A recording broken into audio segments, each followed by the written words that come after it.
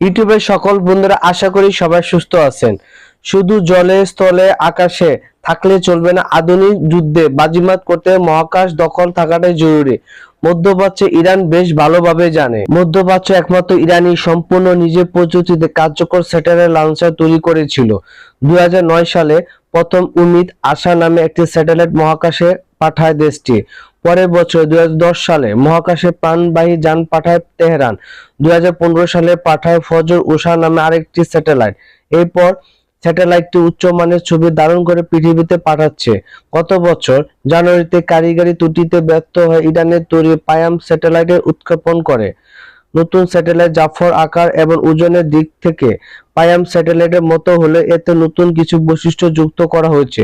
90 KG ওজনের এই কৃত্রিম উপগ্রহে রয়েছে 4টি কালারের ক্যামেরা। এসব ক্যামেরা ভূপৃষ্ঠের ছবি ধারণ করে তা পৃথিবীতে পাঠাবে। এখন আপনাদেরকে জানানোর চেষ্টা করব দেশীয়ভাবে নির্মিত দুটি উপগ্রহ কাউসার এবং হুদহুদের উন্নত সংস্করণ উন্মোচন করেছে ইরান। জ্ঞানভিত্তিক এবং ব্যক্তি মালিকানাধীন কোম্পানিগুলো অংশগ্রহণে স্যাটেলাইট দুটি আধুনিকায়ন করা হয়েছে।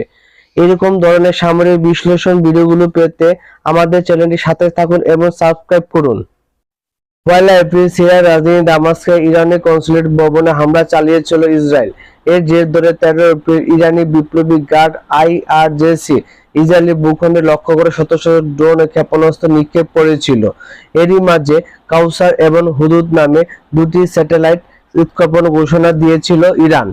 কাউসার হলো একটি উপগ্রহ যার ইমেজিং রেজলিউশন 3.5 মিটার প্রতি পিক্সেল, যা কৃষিকাজে জরিপ এবং সীমানা নির্ধারণের জন্য ব্যবহার করা যেতে পারে। স্যাটেলাইটটি কক্ষপথে 2 বছর জীবনকাল রয়েছে। জ্ঞানভিত্তিক সংস্থাগুলো একটি ইরানি কনসোর্টিয়াম কাউসার এই স্যাটেলাইটটি নির্মাণ করা হয়েছে। এটি বিদেশি লঞ্চ যান দিয়ে পৃথিবী পৃষ্ঠ থেকে 500 কিলোমিটার উপরে একটি কক্ষপথে পাঠানোর পরিকল্পনা করা হয়েছে। কাউসার স্যাটেলাইট একটি দল নিয়ে তৈরি করা হয়েছে। দলগুলো হলো সাইরান স্পেস গ্রুপের প্রাক্তন প্রধান হুসেইন শাহরাবি ফারহানি দ্বারা প্রতিষ্ঠিত 19 ফাজা কোম্পানি, জাতীয় 19 স্যাটেলাইট প্রকল্পের ব্যবস্থাপক এবং আরো কয়েকটি উৎক্ষেপিত স্যাটেলাইট এবং আমির কবির বিশ্ববিদ্যালয়ের ছাত্রদের এই দলগুলো নিয়ে কাউসার স্যাটেলাইটটি তৈরি করা হয়েছে। ইরানের উৎক্ষেপণ দ্বিতীয় স্যাটেলাইটটির নাম হলো হুদুদ। হুদুদ স্যাটেলাইটটি ইন্টারনেট অফ থিংস, কৃষি, পরিবহন এবং সংকট ব্যবস্থাপনার ক্ষেত্রে ব্যবহার করার পরিকল্পনা করা হয়েছে। আপনাদের সুবিধাতে বলে নেওয়া যাক, 2020 সালে এপ্রিলে ইরানের প্রথম সফলভাবে সামরিক স্যাটেলাইট কক্ষপথে স্থাপন করেছিল। এই ঘটনা যুক্তরাষ্ট্র ইরানের কড়া সমালোচনা করে। গত আগস্টে রাশিয়া সোয়ুজ রকেটের মাধ্যমে ইরানে খোয়ম স্যাটেলাইট মহাকাশে পাঠায়। ইরানের স্পেস এজেন্সি বলেছেন তাদের তত্ত্বাবধানে রাশিয়া স্যাটেলাইট তৈরি করেছে। যুক্তরাষ্ট্রের অভিযোগ, খোয়ম এর মাধ্যমে ইরানের বিস্তৃত পরিসরে গোয়েন্দা কার্যক্রম পরিচালনা করবে।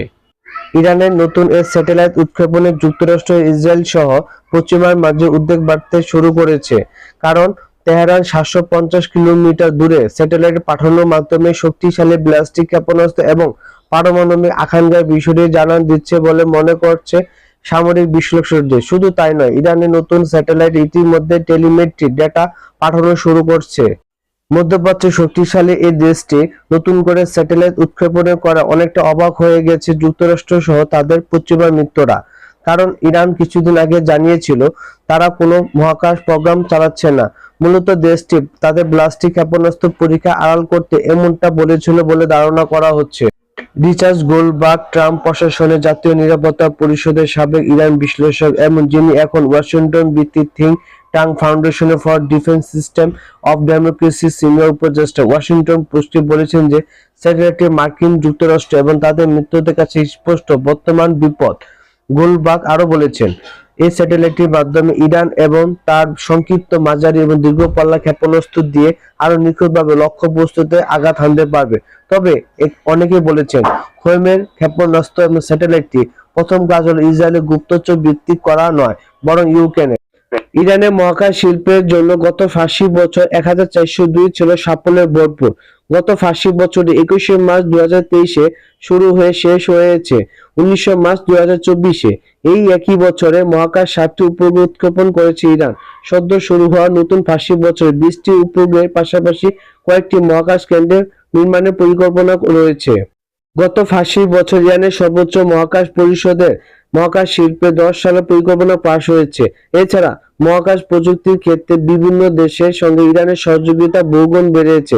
চাবার এলাকায় ইরানের সর্ববৃহৎ মহাকাশ কেন্দ্রের নির্মাণের কাজও শুরু হয়েছে। শহীদ সুলেমানি স্যাটেলাইট সিস্টেমে এমন কাজ পুরোদমে এগিয়ে চলছে ইরানের মহাকাশ শিল্পের বিশেষজ্ঞ ও বিজ্ঞানীরা একই বছরে বড় বড় ধরনের বেশ কিছু সাফল্য অর্জন করেছে। এই কারণে গত 5 বছর এই ক্ষেত্রে বড় ধরনের অগ্রগতি ইরান মহাকাশ প্রযুক্তি জ্ঞান সহ 10টি দেশের মধ্যে রয়েছে এবং মহাকাশ বিজ্ঞানের দিক থেকে 11তম দেশ।